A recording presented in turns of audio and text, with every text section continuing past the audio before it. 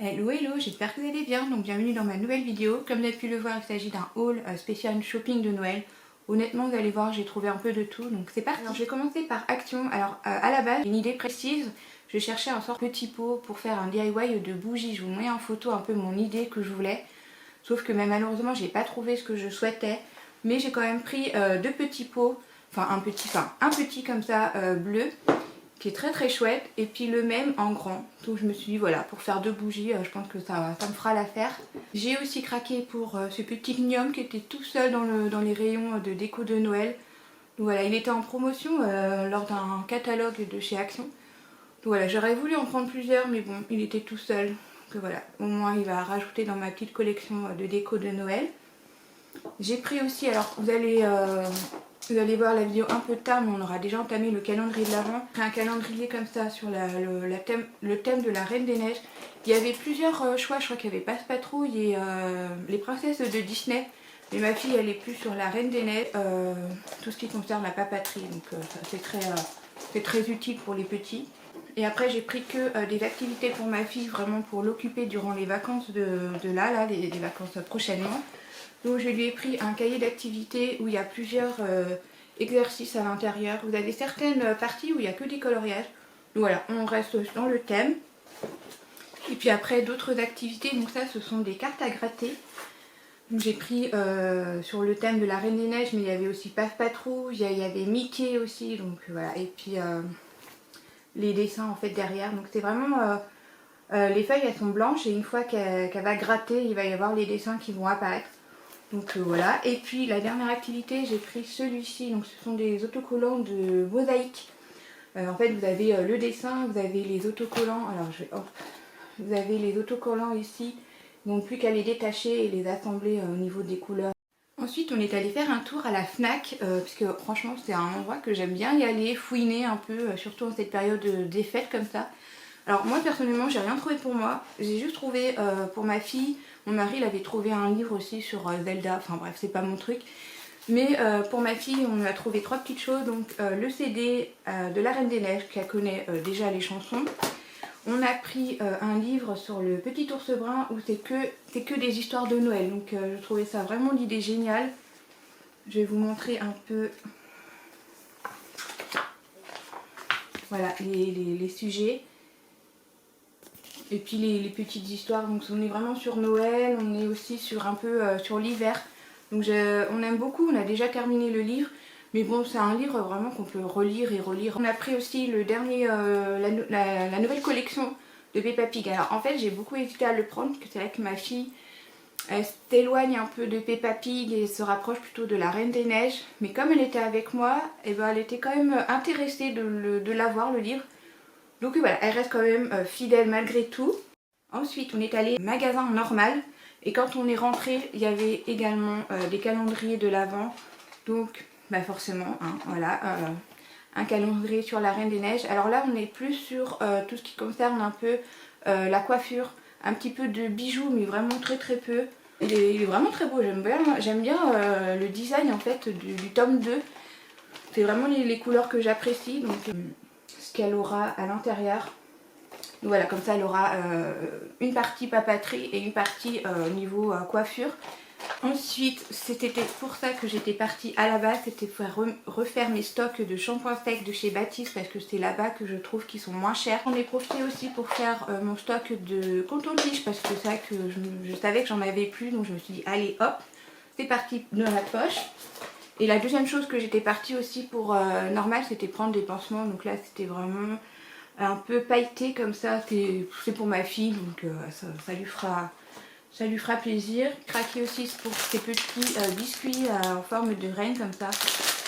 Je me suis dit pour le goûter, peut-être qu'on le prendra une semaine avant Noël ou la semaine de Noël, je sais pas trop encore.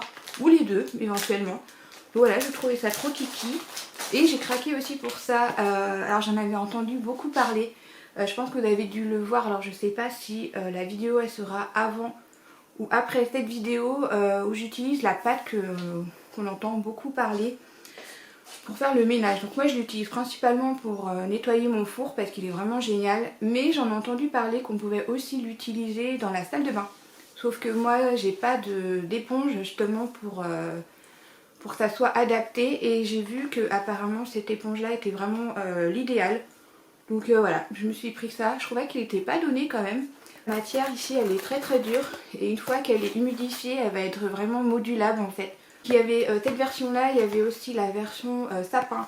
Moi clairement j'ai préféré celui-ci, comme ça voilà, je peux l'utiliser vraiment au cours de l'année. Je suis allée aussi faire un tour à Sephora parce que j'avais deux choses que j'avais en tête. Donc refaire mon stock de mon fond de teint de Sephora.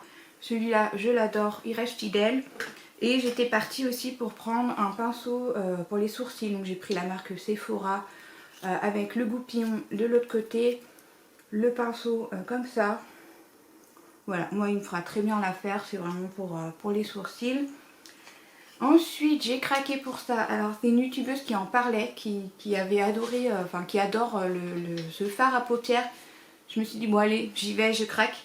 Donc c'est la marque Rabanne comme ça. Avec la teinte, il me semble que c'est Light. Alors attendez, que je dis pas de bêtises, ça doit être Meteor Light 62. Il est en packaging comme ça. Mais alors, vous en avez vraiment pas besoin d'en mettre beaucoup. Je l'ai déjà testé. Ça fait 2 fois que j'ai utilisé ce produit et vraiment, il est très très beau. Donc, il est comme ça. Et une fois qu'on applique, il a ce côté métallique comme ça. Il est vraiment très très beau. J'ai pas l'impression que c'est pailleté. C'est vraiment ce côté métallique. Donc voilà, moi comment je l'utilise, en fait je mets une base à paupières. Je prends, alors en ce moment j'utilise comment on appelle ça, la poudre de soleil de chez Too Faced, que je mets au creux paupières en fait. Je mets ça, je tapote et nickel, ça bouge pas, c'est génial. Et ensuite je me suis fait mon stock de vernis parce que je me suis rendu compte. Donc moi j'utilise les vernis de chez Manucurie depuis pas mal de temps maintenant. J'arrive à collectionner un peu les couleurs qui me correspondent, qui me plaisent et tout ça.